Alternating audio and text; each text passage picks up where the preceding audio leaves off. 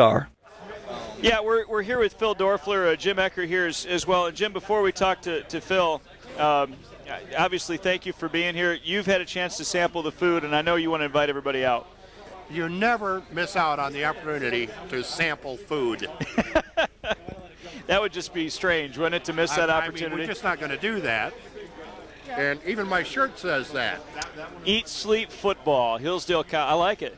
It's perfect, isn't it? It fits me like Friday night, Jim, real quickly before we talk to Phil. Friday night football, Hillsdale College, we can't find anywhere where it's ever happened. Maybe it has, but we haven't found the time. I don't think it really necessarily favors one team or another. It's just different. I don't think it favors anyone. I think the one thing that favors Hillsdale is that they're playing at home. Right. Going on the road, that first game against a team you know nothing about would be a whole lot tougher than being at home. And Phil Doerfler, Ferris State, a team, I don't know if it'll affect you as much on the offensive side, but as far as your defense going up against them, they've got a new offensive philosophy. Obviously, they're going to spread it out and that kind of thing. What have you seen from Ferris on tape? Is there any tape to look at on them? What's that team look like? What kind of threat do they pose? Defensively or offensively? Either way. Either way. Well, defensively, the same coordinator has been there for over a decade. So, I mean, he could have found something new over the summer. I'm sure he went to clinics just like our coaching staff did. But we didn't prepare for them any differently than we did last year. We're prepared for everything. But we have a good idea that they are going to want to be a base 4-3 team, and their D-line is going to be tough, they're going to play their gap, and they're going to punch you in the face, and we just got to punch them right back. Offensively, I know Coach Blanchard is just going after it, making sure that our defense is ready for anything that they throw at them so that they can shut them down and let the offense take care of the football and put up the points. You guys have, I mean, it's tough on the first game because you don't always know what the teams have changed over the offseason. But, I mean, for instance, you as a senior on this ball team, you've seen about every kind of front and coverage. You guys can adjust on the fly if they do change anything, can't you? Yeah, absolutely. I mean, the way Coach Doerfler, our offensive coordinator and offensive line coach, teaches our schemes, we can line up against anyone, and our same rules apply, our same steps, our same reads, they're all the same. It's just going to have to go out there and on that first play just see what they're in, and then we'll adjust on the fly and we'll be ready. Phil Doerfler is one of the captains of this Charger football team. He's the center this year. Just talk about being named a captain and, what that was like for you. What was that experience like? Well, it was a tremendous honor for me. I'm glad I earned the respect of my teammates after 4 years previously of already being here. I mean, I've never been the rah-rah kind of guy. I was more just going in there, get the work done, encourage my teammates, and I'm just glad that they recognized that and awarded me as captain this year. That run last year, you guys brought this whole area with you. You don't need any more evidence than the Minnesota-Mankato game, when I think we had as many fans as they did, traveling all the way to Minnesota. The amount of excitement that you guys managed to generate was just off the charts. That, for you, that had to be just an incredible experience. It took my breath away, quite frankly. I mean, I've been here for a while now, and when I first got here, it wasn't anywhere close to what it is now. I mean, the feeling that we got when we ran out at Grand Valley in the second round of the playoffs gave me goosebumps. Coming out, going back in, it was just tremendous. And we feed off that. When they're excited, we're excited. And, that kind of intimidates the other team, too. It works to our advantage. Kind of the old 12th man kind of thing with our student section. So you mentioned the Grand Valley game, and obviously for you, having been here a while, you know what that means. There was a time when Grand Valley and Hillsdale was the great rivalry in this conference, and Grand Valley's had a heck of a run, and they've got an incredible program, as we all know. But to beat those guys at home in that kind of an atmosphere, I'm sure you'll never forget it. Absolutely not, especially with it homecoming. And, right on.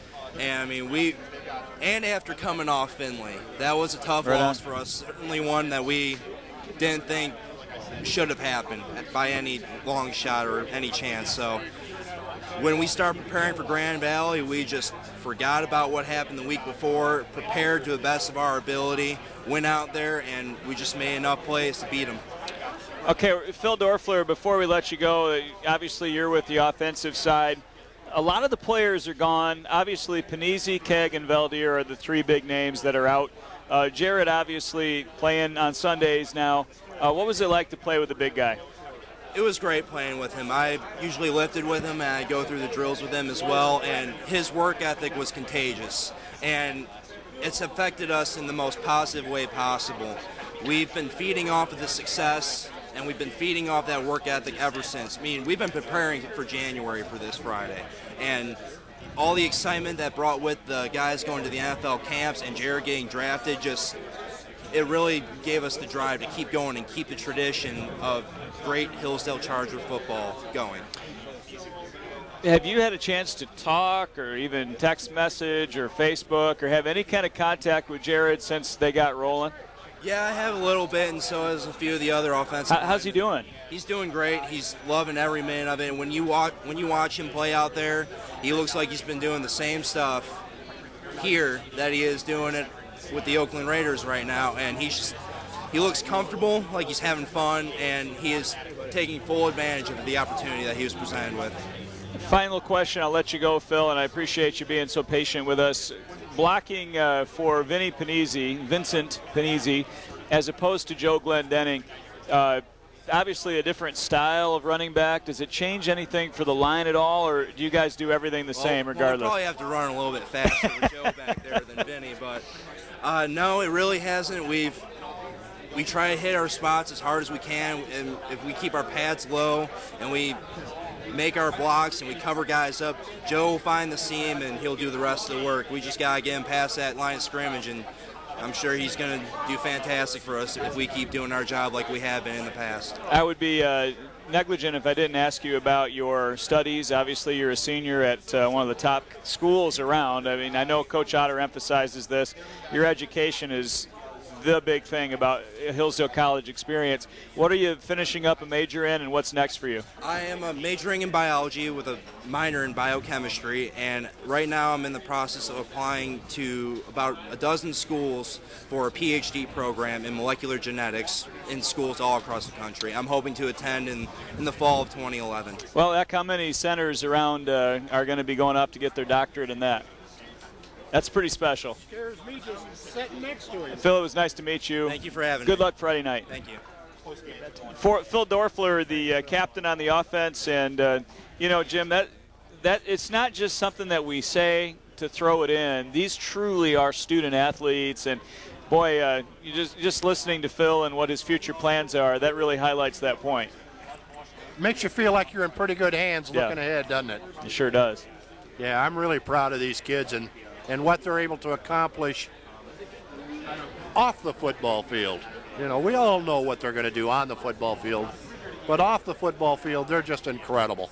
You see, Hornak's not going to eat anything because he's lost all this weight. Yeah, he looks good, doesn't he? He looks like a new man over here. I love it. He does. Is he eating anything? Yeah, he's got a hot dog at least over there. Well, he's got to have at least a hot dog. This football team, Jim, brought the area on a heck of a ride last year. I mean, all of the winning and the playoffs and all of the rest of it. And now you come back a year after that, and obviously you have to guard against a letdown. Is there momentum from last year or not? How does that work? You know, I don't know that I would call it momentum. I would call it team expectation. I think they expect. That's not so much what the fans think. It's the team expects to do well. And they won't accept anything but that. And that makes it a mighty formidable opponent when it's that kind of mindset. Yep, for sure. And Ferris State, you know, I don't care how many times Coach Otter plays Ferris State. He was there for a long time. He has a lot of friends that are still there. He says that it's, see you later, Randy. He says it's the same. It's just another opponent and all the rest of it. But it's got to be exciting every time his team gets to go out there against Ferris State. There's no question of that.